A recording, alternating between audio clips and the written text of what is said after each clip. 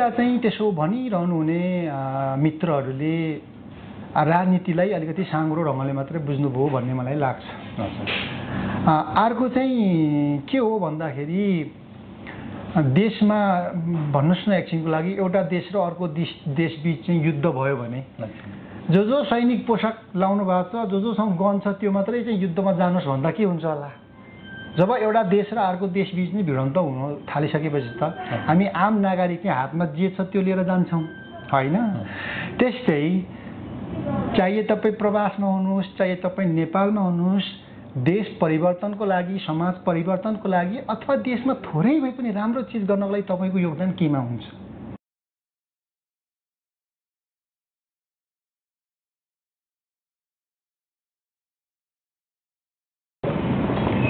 आदरणीय दर्शकहरू नमस्कार। गण्डकी बहसको यो नवीनतम श्रृङ्खलामा यहाँहरू सम्पूर्णलाई हार्दिक स्वागत छ। गण्डकी बहस आम चासोका सवालमा केन्द्रित रहेर गरिने एक छलफलमूलक कार्यक्रम हो। गण्डकी बहसलाई तपाईँ हरेक बुधबार सन्ध्याकालीन समयमा गण्डकीपोस्ट.com, मातृसन्देश.com र दिव्यदृष्टि.com को आधिकारिक फेसबुक पेज तथा गण्डकी नेपाल युट्युब च्यानलबाट पनि हेर्दै आइरहनु भएको छ। आजको श्रृङ्खलामा हामी केही फरक तर विशेष कुराकानी तपाईहरु समक्ष प्रस्तुत गर्ने प्रयास गरिरहेका छौं।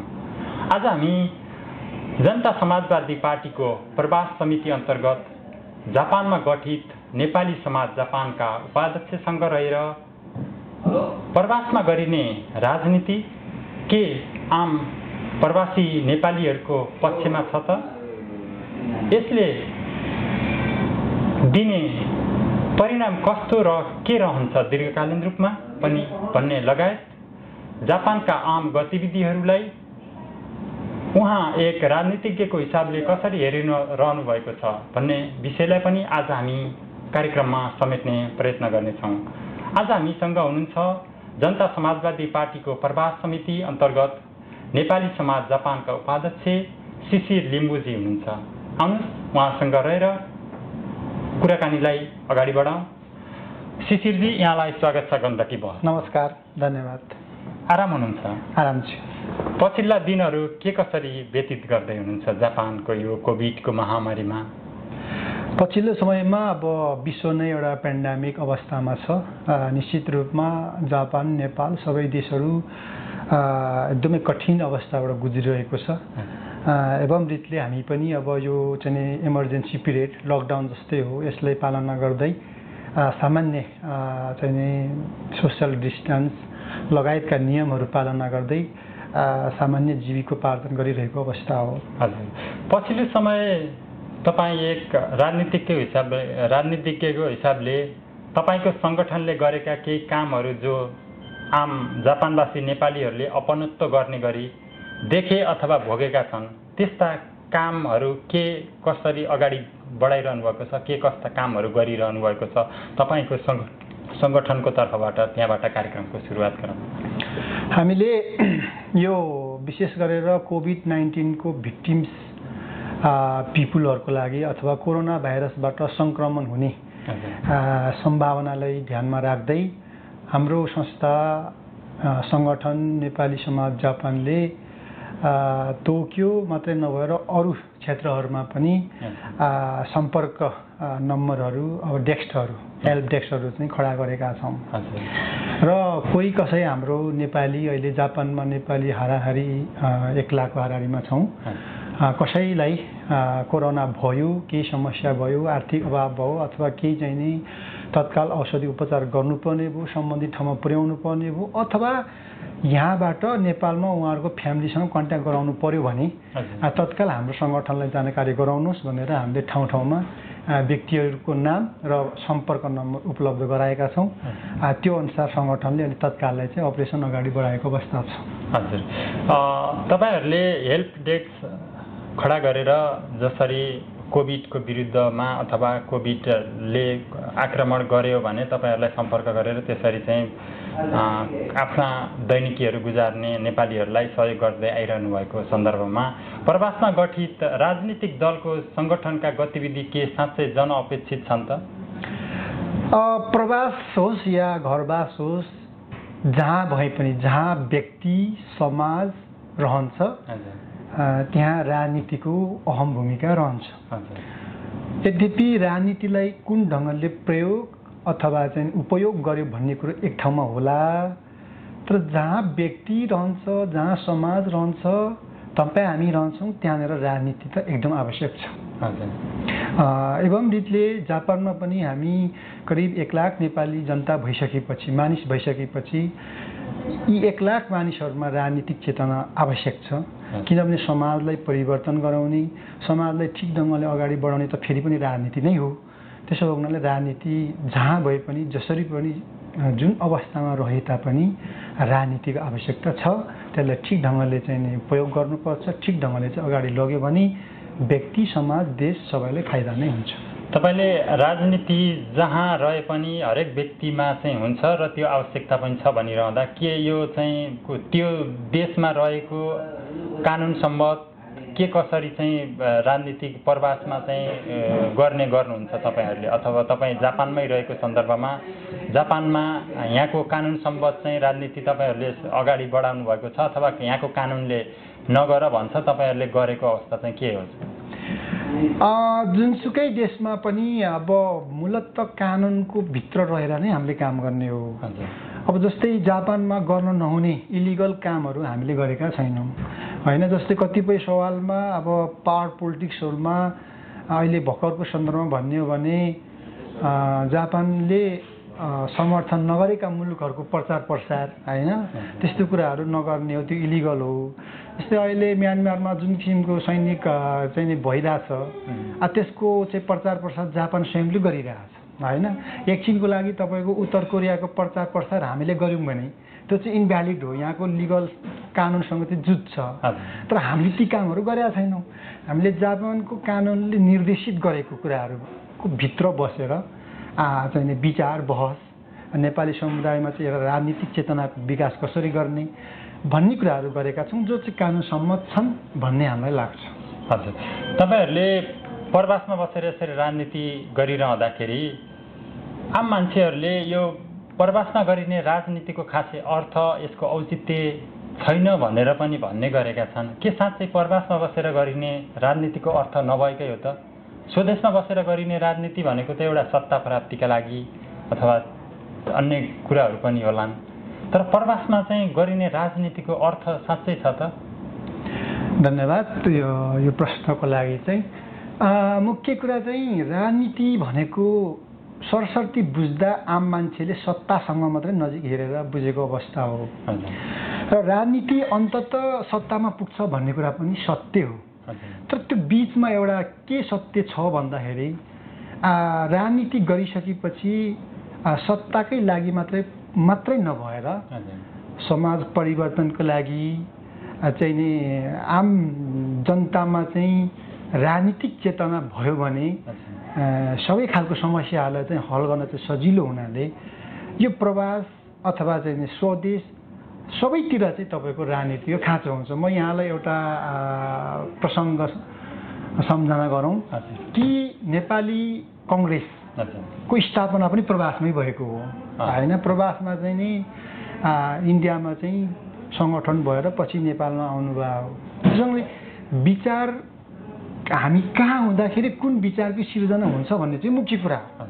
एकछिनको लागि हामी जापानमा छौँ अरे, एकछिनको लागि हामी कोरियामा छौँ अरे, एकछिनको लागि हामी चाहिँ युकेमा छौँ अरे अथवा साउदी कतारतिर छौँ अरे, तर त्यो सन्दर्भमा हामी सङ्गठित भएर राजनीतिक बहस गर्ने क्रममा हाम्रो देशलाई, हाम्रो समाजलाई निर्देशित गर्ने चाहिँ एक किसिमको विधि तरिका पत्ता लाग्यो भने त त्यो त भूगोलले छेकेन, त्यो विचार त बोकेर लाँदाखेरि कुनै ट्याक्स पनि लागेन। त्यसो भने मलाई के लाग्छ भन्नुहुन्छ भने विश्वको जुनसुकै कुना भए पनि राजनीतिक बहस चिन्तन गर्नु चाहिँ आवश्यक छ।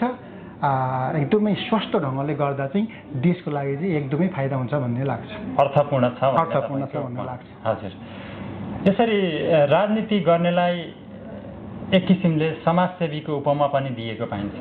के राजनीतिज्ञ समाजसेवी चाहिँ हो त? यदि समाजसेवी हो भने उसले कुनै क्षेत्र विशेष अथवा कुनै गुट विशेष चाहिँ मात्रै राजनीति गरेको हुन्छ, उसलाई समाजसेवी भन्ने अथवा नभन्ने के चाहिँ छ तपाईँको बुझाइ चाहिँ? एकजना समाजसेवी राजनीतिज्ञ हुन सक्दैनन्, तर राजनीतिज्ञ चाहिँ समाजसेवी हुन सक्छन्। तर राजनीतिलाई कतिपय स्वार्थ ग्रुपहरूले व्यक्तिहरूले त व्यक्तिको स्वभावहरूले उल्टो ढङ्गले प्रयोग गर्यो अथवा चाहिँ नि आफ्नो स्वार्थमा मात्रै राजनीतिले प्रयोग गर्यो भने चाहिँ यहाँले भन्नुभयो जस्तै त्यो समाजसेवा नहोला। तर नितान्त देश समाजको लागि चाहिँ राजनीति चाहिँ गर्ने हो भने ती व्यक्तिहरू ती व्यक्तित्वहरू निश्चित रूपमा समाजसेवी नै हुन्। र नेपालको सन्दर्भमा हाम्रो नेपालीहरूको सोसाइटीको सन्दर्भमा चाहिँ के छ भन्नुला भनेदेखि राजनीतिलाई देश र जनताको भन्दा पनि अलिकति ठिक ढङ्गले प्रयोग नगरेर व्यक्तिवादी अलिकति चाहिँ आफ्नो वरिपरिको व्यक्तिहरूमा मात्रै चाहिँ त्यसको पावर चाहिँ मिसयुज गरेको हुनाले कतिपय मान्छेहरूमा यो राजनीति गर्ने मान्छेहरू समाजसेवी होइन भन्ने विचार पनि छ। त्यो सत्य पनि हो। तर त्यो विचारलाई चाहिँ अब हामी युवाहरूले राजनीति भनेको समाजसेवा नै हो, देशको लागि नै हो, यसमा राजनीति गर्ने चाहिँ कुनै चाहिँ पैसा लिनु हुँदैन, यसबाट चाहिँ कमिसन खाने गर्नु हुँदैन भन्ने उत्तर चाहिँ जवाब चाहिँ अबको युवाहरूको काँधमा छ। त्यो चाहिँ हामीले राम्रो काम गरेर त्यो अहिले जो बुझाइ छ त्यसलाई हटाएर राजनीति गर्ने व्यक्तिहरू समाजसेवी नै हुन् भन्ने कुरा चाहिँ हामीले समाजमा देखाउनु पर्ने जरुर छ। त्यो युवाहरूमा एउटा चुनौती छ अथवा हाम्रो जिम्मेवारी हो। हजुर, तपाईहरूले प्रवासबाट यसरी आफ्नो राजनीतिक करियर अथवा यहाँको आफ्नो जुन पेसा व्यवसाय सँगसँगै राजनीतिलाई पनि अगाडि लगिरहँदा नेपालको अथवा स्वदेशको पछिल्लो अवस्थालाई कसरी चित्रण गर्नुहुन्छ यहाँ एक राजनीतिज्ञको तर्फबाट? देशको अवस्था मूलभूत रूपमा भन्नुपर्दाखेरि 62-63 को जनआन्दोलन, 10 वर्षे जनयुद्ध, लिम्बन खम्बन थरवटको आन्दोलन, मधेसको विद्रोह, सबै विद्रोहले देशमा एक किसिमको संविधान बन्यो। यद्यपि त्यो संविधान चाहिँ हामीले आधा गिलास भरिएको र आधी बाँकी छ अथवा यसमा केही अपुरा कुराहरू छन्, त्यो पुरा गर्नुपर्छ हामीले त्यतिखेर भनेका हौँ र अहिले पनि भनिरहेका छौँ। यद्यपि अब देश एक ढङ्गले अगाडि बढ्यो भन्ने हाम्रो निष्कर्ष थियो र चाहिँ देशमा एउटा स्थायी सरकार 5 वर्षलाई सरकार बन्यो भने पनि हामीलाई लागेकै हो। तर पछिल्लो समयमा फेरि पनि ठुला राजनीतिक दलहरूमा चाहिँ एक किसिमको राजनीतिक अस्थिरता, सांसदहरू चाहिँ किनबेच, इभन तपाईँको संसद नै चाहिँ सकाउने खालको जुन किसिमको राजनीतिक घटनाहरू भयो, विशेष गरेर पुस 5 र जेठ 7 मा जुन किसिमको घटनाहरू भयो, यो नेपाल र नेपालीको लागि दुःखद पक्ष नै हो भन्ने हाम्रो निष्कर्ष हो। तपाईहरूले यसरी विदेशमा बसेर यसो उसो अथवा जे सुकै तर्क वितर्क गरे तापनि कतिपय मान्छेहरूले भन्ने गर्दछन् कि विदेशमा बसेर यो यसो उसो भनिरहनु भन्दा तपाईँहरू फिल्डमा उत्रेर यस्तो हो यस्तोलाई यो चिजलाई यसरी चाहिँ गर्न सकिन्छ भनेर चाहिँ भन्ने पनि मान्छेहरू हुन्छन् नि। फिल्डमै गर्नुहोस् राजनीति, किन चाहिँ विदेशमा बसेर स्वदेशको राजनीति गर्नुहुन्छ भनेर टिप्पणी गर्नेहरू पनि देखिन्छ। यसलाई कसरी चाहिँ प्रश्न होइन, यो भनाइलाई दुई ढङ्गले लिनुपर्छ भन्ने मलाई लाग्छ। एउटा चाहिँ त्यसो भनिरहनु हुने मित्रहरूले राजनीतिलाई अलिकति साँघुरो ढङ्गले मात्रै बुझ्नुभयो भन्ने मलाई लाग्छ। अर्को चाहिँ के हो भन्दाखेरि देशमा भन्नुहोस् न एकछिनको लागि एउटा देश र अर्को देशबीच चाहिँ युद्ध भयो भने जो सैनिक पोसाक लाउनु भएको छ, जोसँग गन छ त्यो मात्रै चाहिँ युद्धमा जानुहोस् भन्दा के हुन्छ होला? जब एउटा देश र अर्को देशबीच नै भिडन्त हुन थालिसकेपछि त हामी आम नागरिककै हातमा जे छ त्यो लिएर जान्छौँ होइन? त्यस्तै चाहे तपाईँ प्रवासमा हुनुहोस्, चाहे तपाईँ नेपालमा हुनुहोस्, देश परिवर्तनको लागि, समाज परिवर्तनको लागि अथवा देशमा थोरै भए पनि राम्रो चिज गर्नको लागि तपाईँको योगदान केमा हुन्छ होइन? तपाईँले पत्रकारिता क्षेत्रबाट गर्दै हुनुहुन्छ, अथवा तपाईँले चाहिँ राजनीति क्षेत्रबाट गर्दै हुनुहुन्छ, अथवा तपाईँले समाजसेवाबाट गर्दै हुनुहुन्छ होइन, अथवा तपाईँले चाहिँ पर्यटन क्षेत्रबाट चाहिँ देशले चिनाउने सन्दर्भमा चाहिँ अगाडि बढ्नु भएको छ। यो सबै देशलाई राम्रो गर्ने कुरा हो नि त। त्यसले गर्दाखेरि भूगोलमा खट्नुहुने साथीहरू के चाहिँ सत्य भन्दाखेरि जनतासँग नजिक सेवा गर्ने, के भन्छ सहयोग गर्ने, सल्लाह गर्ने, हातमालो गर्ने अवसर चाहिँ उहाँहरूलाई हुन्छ। तर प्रवासमा रहेकोहरूको चाहिँ घर दैलोमा पुग्न नसके पनि घर दैलोको समस्या कसरी हल गर्ने भन्ने चाहिँ बहस गर्न सक्छ। जस्तै घर दैलो एकछिनको लागि तपाईँको नेपालको बागलुङमा एउटा समस्या आइलाग्यो, एउटा आर्थिक सहयोग गर्नुपर्ने भयो भने तपाईँ हामी मिलेर एउटा आर्थिक सहयोग गर्न सक्छौँ होइन, त्यो पनि त एउटा सहयोग नै हो नि। तर बागलुङमै भएको मान्छेले चाहिँ के गर्न सक्ला भन्दाखेरि त्यो बिरामी मान्छेलाई बोकेर एम्बुलेन्समा ल्याउन सक्ला। आखिर सम्बन्ध दुइटै महत्त्वपूर्ण छैन र? तपाईँ हामीले 2-4 पैसा सहयोग गऱ्यौँ त्यो पनि महत्त्वपूर्ण हो, भौतिक रूपमा त्यो बिरामीलाई समाएर एम्बुलेन्समा ल्याउनु पनि महत्त्वपूर्ण कुरा हो। त्यसो उहाँले होलिस्टिक एप्रोचमा समग्रमा हेऱ्यो भने चाहिँ प्रवासबाट गर्न पनि ठिकै छ, स्वदेशबाट गर्न पनि ठिकै छ। यो एउटालाई मात्रै गर्नुपर्छ भन्ने चाहिँ अपुरो त्यो रहँदैन पनि र त्यो अपुरो पनि हुन्छ होइन। यो दुइटै सँगसँगै लानुपर्छ। तर यो मान्छेलाई किन यस्तो लाग्छ भन्दाखेरि अब कतिपय बहस छलफलको कमी होइन भएको हुनाले त्यस्तो हो भन्ने मलाई लाग्छ। पछिल्लो समय के पनि देखिन्छ भन्दाखेरि हुन त राजनीतिज्ञमा मात्रै होइन हरेक व्यक्तित्वहरूमा पदको एउटा चाहिँ चाहना चाहिँ हुन्छ, त्यसमाथि पनि राजनीतिज्ञहरूमा चाहिँ पद लोभ अथवा तिनीहरूले पद छोड्नै नचाहने त्यो किसिमको प्रवृत्ति पनि बढेर गएको छ। जस्तै तपाईँहरूकै माओ पार्टीमा हेर्ने हो भने पनि अहिले त्यो किसिमको गन्जागोल चाहिँ देखिन्छ पछिल्लो समय। जसपामा एउटा चाहिँ गाईजात्रे शैली चाहिँ भनौँ अथवा त्यसलाई शब्द भन्न मिल्थ्यो नमिल्थ्यो त्यो देखिन्छ, त्यसलाई चाहिँ कसरी लिनुहुन्छ तपाईँ? होइन, राजनीति पार्टी भनेको कस्तो हुन्छ भन्दाखेरि हामी दुईटा सत्ता हुन्छ भनेर व्याख्या गर्छौँ। एउटा हाम्रो पार्टी आन्तरिक सत्ता हुन्छ, एउटा तपाईँ हामी सबैले देखेको प्रधानमन्त्री मन्त्री क्याबिनेटको सत्ता हुन्छ। त्यो प्रधानमन्त्री बन्नलाई जति प्रतिस्पर्धा हुन्छ नि, मन्त्री बन्नलाई जति प्रतिस्पर्धा हुन्छ नि, त्यस्तै पार्टीको पदहरूमा पुग्नलाई पनि प्रतिस्पर्धा त हुन्छ। किन त्यो आन्तरिक सत्तामा प्रतिस्पर्धा गरिएन भने बाह्य सत्तामा प्रतिस्पर्धा गर्न सकिँदैन भन्ने चाहिँ हाम्रो मान्यता हुन्छ, त्यो राजनीतिक सिद्धान्त हो। त्यसले गर्दाखेरि हामी आन्तरिक सत्तामा पनि हामी प्रतिस्पर्धा गर्छौँ र त्यो प्रतिस्पर्धाबाट हाम्रो नेतृत्वहरू चाहिँ नि खारिनुहुन्छ होइन, ठिक ढङ्गले चाहिँ लोकतन्त्रको प्रयोग हुन्छ र बाह्य सत्तामा त्यो लोकतन्त्र प्रयोग हुन्छ भन्ने हो। तर यो राजनीतिभन्दा छुट्टै दृष्टिकोण हेर्ने हो भने चाहिँ यहाँले भन्नुभयो जस्तै गाईजात्रे हो कि भन्ने पनि लाग्छ। तर गाईजात्रा चाहिँ होइन, किनभने गाईजात्रामा चाहिँ निश्चित सानो घेरा मात्रै हुन्छ लक्ष्य, तर यसको लक्ष्य चाहिँ महत्त्वपूर्ण भएको हुनाले हामी आन्तरिक सत्ताको लागि सङ्घर्ष हुन्छ। तर सङ्घर्ष बहस रूपान्तरण एकता त फेरि सँगसँगै हुन्छ। बाह्य रूपमा एउटा चाहिँ सङ्घर्ष त एउटा चाहिँ जायजै भइहाल्यो, तर आन्तरिक रूपमा हुने त्यो सङ्घर्षले जस्तै खुट्टा तान्ने प्रवृत्ति छोडेर हात तानेर माथि सँगसँगै जाने प्रवृत्ति चाहिँ अवलम्बन गऱ्यौँ भने त सबैजना चाहिँ जान सकिन्थ्यो माथि, अथवा सबै एउटा चाहिँ किनारा लाउन सकिन्थ्यो भन्ने पनि त हुन्छ होला नि। खुट्टा तान्ने प्रवृत्ति त छोड्नु पर्यो नि त। यो पार्टीमा के हुन्छ भन्नु लाँदाखेरि अब खुट्टा हात भन्दा पनि कस्तो हुन्छ भने मूलत नियम कानुन बैठकको निर्णय अनुसार पार्टी अगाडि बढ्ने हो। पार्टीको आन्तरिक लोकतन्त्र व्यक्तिगत स्वतन्त्रता पनि भएको हुनाले हामीले आन्तरिक सत्तामा घनीभूत ढङ्गले चाहिँ प्रतिस्पर्धा गरेर अगाडि जाने हो। अब यहाँले भन्नुभएको जस्तो चाहिँ हाम्रोमा त्यति छैन। कतिपय पुरानो पार्टीहरूमा त्यो चलन चाहिँ छ, त्यो राम्रो होइन। अहिलेको नयाँ पार्टीहरूले नेपाललाई साँच्चै परिवर्तन र विकासशील बनाउने पार्टीहरूले चाहिँ यहाँले भन्नुभयो जस्तै तपाईँको लोकतान्त्रिक किसिमको चाहिँ अब के भन्छ प्रतिस्पर्धा चाहिँ आवश्यक छ।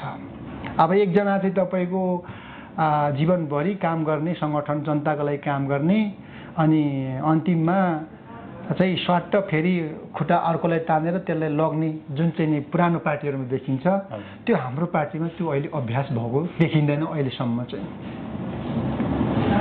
यसरी हेरिरहँदा यो सत्ता प्राप्तिका लागि खुट्टा तान्ने प्रवृत्ति चाहिँ रहिरहेको सन्दर्भमा तपाईँहरूकै प्रवास सङ्गठनमा पनि एउटा चाहिँ विवाद चाहिँ रहेको अवस्था चाहिँ थियो। अहिलेकै अवस्था हेर्ने हो भने पनि दुईजना चाहिँ अध्यक्ष भएर चाहिँ सङ्गठन हाँकिरहेको अवस्था छ। यसलाई चाहिँ कसरी लिनुहुन्छ? स्वदेशमा त मिलेनन्, तपाईँहरू प्रवासमा पनि नमिलेको अवस्था चाहिँ हो। हामीमा खासै त्यस्तो विवाद ठुल्ठुलो विवाद हाम्रो नीतिगत विवाद तपाईँको साङ्गठनिक विवाद चाहिँ होइन, अहिले पनि छैन, हिजो पनि थिएन। हाम्रो अलिकति के हो चाहिँ भएको भन्दाखेरि मिसअन्डरस्ट्यान्डिङ भएको थियो, त्यो पनि अहिले हल भइसक्यो र अहिले हाम्रो यहाँले भन्नुभयो जस्तै दुईजना अध्यक्षहरू हुनुहुन्छ, यो दुईजना अध्यक्षको सवालमा चाहिँ हाम्रो के छ भन्दाखेरि त्यतिखेर नेपालमा नेकपाको 2टा अध्यक्ष थियो अनि त्यसको हामीले सिको गरेको चाहिँ होइन। अब यहाँ ठ्याक्कै तपाईँको भन्नुपर्दाखेरि कस्तो छ भन्दाखेरि हामी एउटा पक्षले चाहिँ तपाईँको लोकतान्त्रिक समाजवादको नेतृत्व गर्थ्यौँ साङ्गठनिक रूपमै, एउटा पक्षले चाहिँ वर्गीय चिन्तनको मात्रै नेतृत्व गर्नुहुन्थ्यो। हाम्रो चाहिँ नीतिगत यहाँनिर अलिकति समस्या पनि हो। त्यसो भने यो चिज दुईटालाई फ्युजन कसरी गराउने हैन, एउटा वर्गीय धरातलबाट चाहिँ नि आउनुभएको साथीहरू र एउटा चाहिँ समाजवादी चिन्तनबाट चाहिँ आउनुभएको साथीहरू बिच चाहिँ एकता हुनु पर्यो। त्यो एकताले तार्किक निष्कर्षमा पुर्याउनलाई त दुईटै पक्षको साथीहरूलाई सम्बोधन गराउनु पर्यो। अब हाम्रो चाहिँ नि समाजवादी लाइनको मात्रै साथीहरूलाई त्यहाँनिर अध्यक्ष बनाउँदाखेरि उता वर्गीय लाइनबाट कम्युनिस्ट धारबाट आउने साथीहरू खिन्न हुने, त्यहाँको कार्यकर्ता नेताहरूको आत्मबल गिर्ने पनि स्थिति हुनसक्छ। अनि फेरि त्यसको चाहिँ अपोजिट यता हामीले चाहिँ वर्गीय कम्युनिस्ट लाइनको मात्रै मित्रहरूलाई चाहिँ अगाडि ल्याउँदाखेरि समाजवादी चिन्तनको मित्रहरूले चाहिँ हाम्रो चाहिँ सबैको गयो कि भन्ने खालको पनि फिल नहोस् भन्ने हिसाबले वर्गीय चिन्तनबाट अगाडि आउनुभएको, वर्गीय सिद्धान्तबाट अगाडि आउनुभएको लिडरसिप र समाजवादी चिन्तनबाट अगाडि आउनुभएको लिडरसिप चाहिँ अहिले हाम्रो सङ्गठनको लिडरसिप हो। र आउने हाम्रो चाहिँ महाधिवेशन, एकताको महाधिवेशनबाट यो वर्गीय र समाजवादी चिन्तनलाई फ्युजन गरेर हामी एक गरेर चाँडै चाहिँ महाधिवेशन गरेर अगाडि बढ्छौँ जापानको सन्दर्भमा। हजुर, यसका लागि के कस्ता अभ्यासहरू कसरी चाहिँ गरिरहनु भएको छ? यो वर्गीय चिन्तन र तपाईँले भने जस्तै समाजवादी चिन्तनलाई चाहिँ एक ठाउँमा फ्युजन गराउनका लागि कस्तो अभ्यासहरू गरिरहनु भएको छ अहिले? सुरुको अवस्था र अहिलेको अवस्था हेर्दा हामी सुरुमाको हाम्रो डिस्टेन्स वैचारिक चाहिँ नि फरक र अहिलेको हेर्ने हो भने चाहिँ धेरै नै मिलिसकेको छ। अहिले हामी त धेरै जसो वर्गीय चिन्तनसँग नजिक नै हो, तर वर्गीय चिन्तनको मित्रहरू चाहिँ समाजवादी चिन्तनसँग अलिक झ्यारझ्यार हुनुहुन्थ्यो सुरुमा चाहिँ, तर अहिले उहाँहरू चाहिँ प्रष्ट भइसक्नु भएको छ। समाजवादी चिन्तनबाट चाहिँ उहाँहरू पनि अब देशलाई अगाडि बढाउने चाहिँ यो नै रहेछ लाइन भन्ने चाहिँ प्रष्ट भइसक्नु भएको छ। त्यससँगले हाम्रो अहिले वैचारिक त्यस्तो कुनै मत भिन्नता अहिले चाहिँ छैन। तपाईँहरू आन्तरिक रूपमा भएका कुराहरू त त्यही भए, यहाँ भएका अन्य राजनीतिक दलका सङ्गठनहरूसँगको तपाईँहरूको सहयात्रा त्यो अथवा तिनीहरूसँग कसरी चाहिँ अगाडि बढ्दै हुनुहुन्छ? हाम्रो राम्रो सम्बन्ध रहेको छ। अब विशेष गरेर के भन्छ नेपाली काङ्ग्रेसको साथीहरूसँग अनि हाम्रो चाहिँ यो नेकपा माओवादी केन्द्रको मित्रहरूसँग, इभन एमालेको मित्रहरूसँग पनि छ। अब पछिल्लो समयको कुरा गर्नुहुन्छ भने अब हामीले देशमा जुन किसिमको यो संसद विघटन भयो, यस विषयमा हामीले संयुक्त प्रेस विज्ञप्ति निकालेका छौँ। यो चाहिँ ठिक होइन, यसलाई सच्याएर जानुपर्छ भनेर, जोबाट गल्ती भए पनि यो गल्ती नै हो, यसलाई मिलाएर फेरि अगाडि बढाउनुपर्छ देशको राजनीति भनेर हामीले संयुक्त प्रेस विज्ञप्ति निकालेका छौँ। यो सबै चाहिँ नि सम्बन्धहरूलाई हेर्दाखेरि हाम्रो राम्रो सम्बन्ध छ। फेरि पनि अब हाम्रो यो जापानमा रहेको नेपालीहरूलाई चाहिँ नि सहयोग गर्ने सन्दर्भमा हामी एकजुट भएर अगाडि बढिरहेको अवस्था हो। तपाईँहरू राजनीति दलका सङ्गठनहरू र यहाँ भएका विभिन्न क्षेत्रीय समाजहरू छन्, आखिर क्षेत्रीय समाजको महत्त्वलाई बढी छ कि नेपाली समाज अथवा जो राजनीतिक दलहरूका सङ्गठन छन् तिनी सङ्गठनहरूको चाहिँ भूमिका अथवा तिनीहरूले गर्ने गतिविधिहरू कुन चाहिँ महत्त्वपूर्ण रूपमा अगाडि बढेको चाहिँ यहाँले व्यक्तिगत रूपमा चाहिँ पाउनु? यस्तो छ, यो विषयलाई कस्तो छ भन्दाखेरि जस्तै बागलुङ समाजभन्दा नेपाली समाज जापान चाहिँ सुपेरियर हो भनेर भन्नु पनि मिल्दैन होइन। अनि नेपाली समाज जापान भन्दा चाहिँ तपाईँको गोर्खाली समाज चाहिँ राम्रो हो भनेर भन्न पनि मिल्दैन। कुन सन्दर्भमा कस्तो अवस्थामा कुन टिम फेभरेट हुन्छ भन्ने कुरा हो होइन। त्यसले गर्दा सबै सङ्गठनहरू आवश्यक भएरै खोलिएका हुन् होइन। बागलुङ समाजमा चाहिँ अब बागलुङको एउटा चाहिँ नि घटना अथवा बागलुङ जिल्लाभित्रको समस्यासँग सम्बन्धित आयो भने त निश्चित रूपमा बागलुङ सोसाइटीमा बागलुङ समाज नै त्यहाँको लागि आवश्यक हो नि। हामीले त समन्वयकारी भूमिकासम्म गर्न सक्छौँ हैन। अब त्यस्तै तपाईको चाहिँ राजनीतिकसँग सम्बन्धित कुराहरू राजदूतावाससँग कन्सल्ट गर्नु पर्यो, जापानको चाहिँ तपाईको चाहिँ गभर्नमेन्टसँग डिल गर्नु पर्यो।